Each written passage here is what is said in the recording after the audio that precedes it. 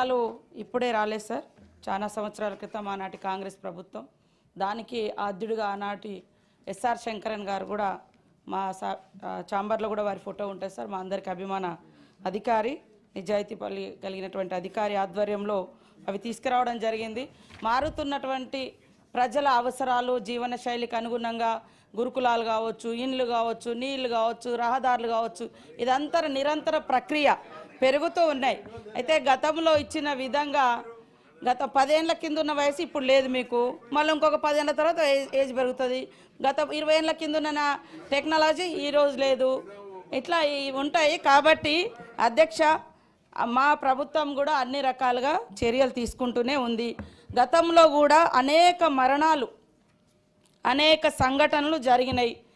ఇది కొత్త కాదు, కానీ ఇది చివరిది కావాలని మాత్రం మనస్ఫూర్తిగా కోరుకుంటున్నాం.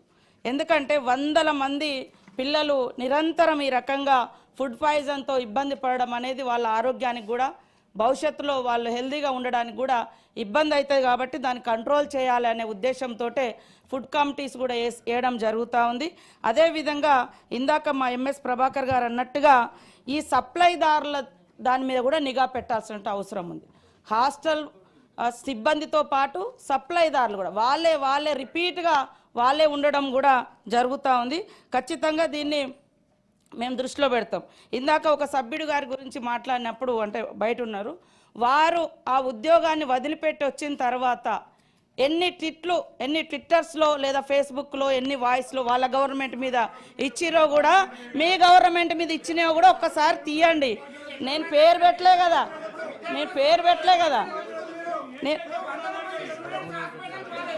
మీ ప్రభుత్వంలో 2014 నుంచి 23 వరకు 70 ఘటనలు మాకు వచ్చినాయి. ఇంకా చాలా ఉన్నాయి. 70 ఘటనలో 5,024 మంది అస్వస్థకు గురైనరు. అరే ఉన్న విషయం చెప్తే నవీన్, ప్రతిదానికి ఇదేనా మీ గొడవ?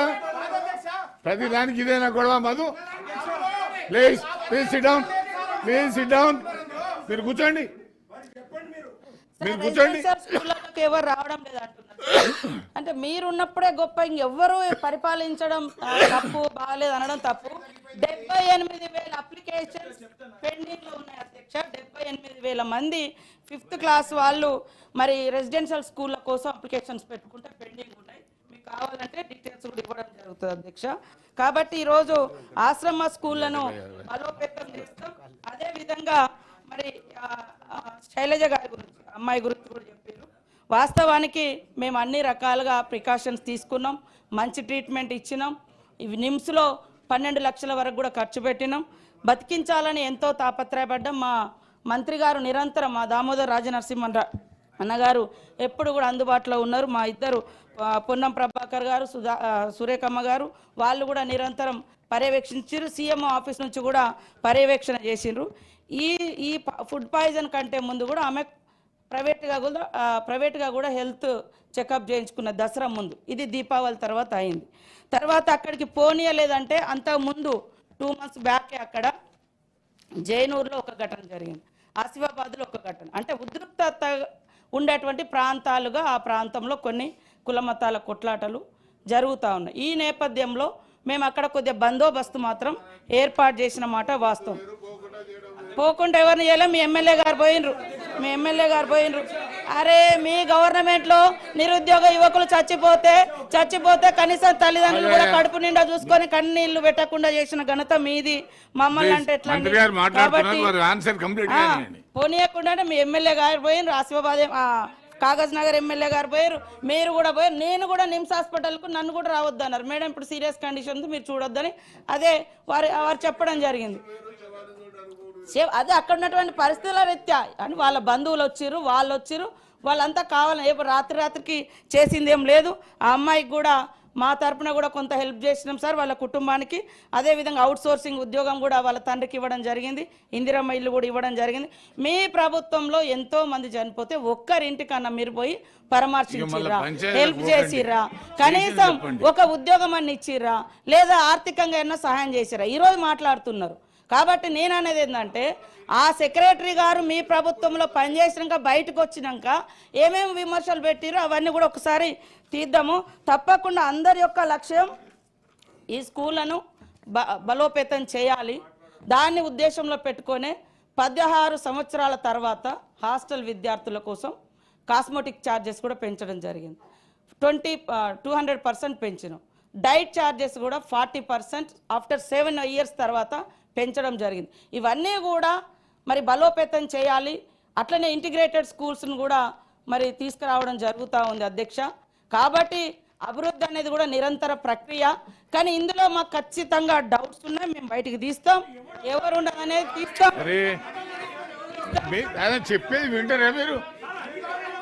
రవీంద్రరావు మంత్రి గారు చెప్పే డౌట్స్ ఉన్నాయి బయటికి తీస్తామన్నా. నేనేమన్నా అన్నానా? డౌట్స్ ఉన్నాయి బయటికి తీస్తామన్నా. గుమ్మడికాయ దొంగలంటే భుజాలు తెచ్చుకోవడం. అరే నిన్న అంటలేదు కదా నేను మాట్లాడిన దాంట్లో. కానీ మంత్రి గారు చెప్పండి, క్లోజ్ చేయండి. మాకు లేదండి, మరి మేము అట్టకు కింది వర్గాల నుంచి వచ్చినాం. మీకున్నంత యాక్షన్లు అవి రావు, మాకున్నది ఉన్నట్టుగానే మాట్లాడతాం. డివైడ్ చేసి మాట్లాడతాం అట్లా. ఇప్పుడు వారు ఆన్సర్ ఇస్తారు, ఇవ్వనివ్వండి. ఏం కావాలి? ఏం కావాలి? ఏం కావాలి? ఏం కావాలి? ఏం కావాలి? ప్లీజ్ ప్లీజ్ పెడుతున్నాం కదా. ప్లీజ్ రవీంద్రరావు గారు ప్లీజ్ కూర్చోండి. చెప్పమన్నాడు సార్. మీరు ఉందాతనని ఆయన ప్రశ్నిస్తున్నాడు. ఉందాతనం అంటే ఏంటిది? జరిగింది నేను చెప్పిన. ఇక్కడ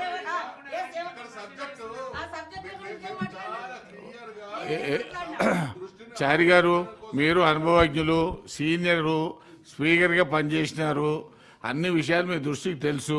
ప్రతి విషయాన్ని మనం రాద్ధాంతం చేసుకోవడం సభకు గౌరవంగా ఉండదు. మీ ఆన్సర్ క్లోజ్ చేస్తే నెక్స్ట్ క్వశ్చన్కి వెళ్తాను.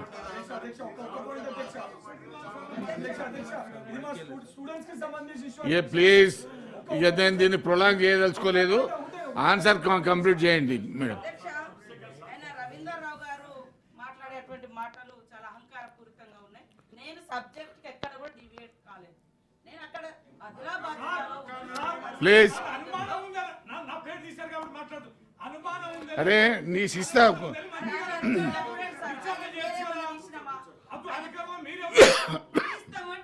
మాకు డౌట్స్ ఉన్నాయి, అవి కూడా బయటకు తీస్తామని చెప్పినాం.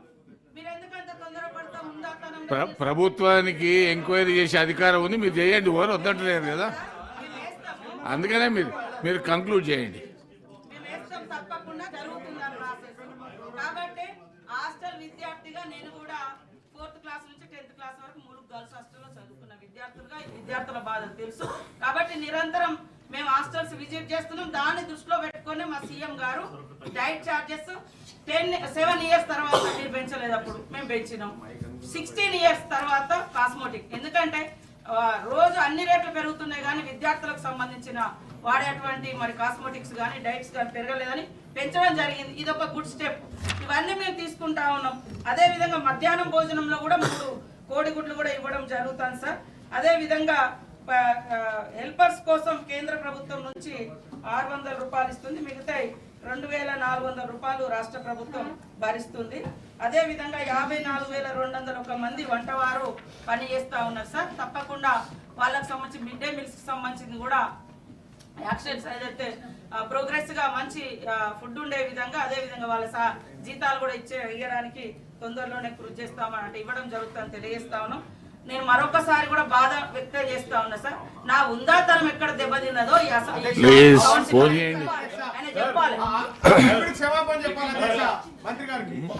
మాట్లాడితే మీ అహంకారులకు అదే కనపడుతుంది. ఒకవేళ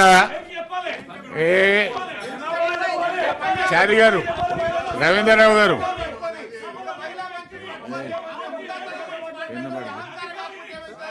పెన్సిల్ పడదు. అధికారి ఒకసారి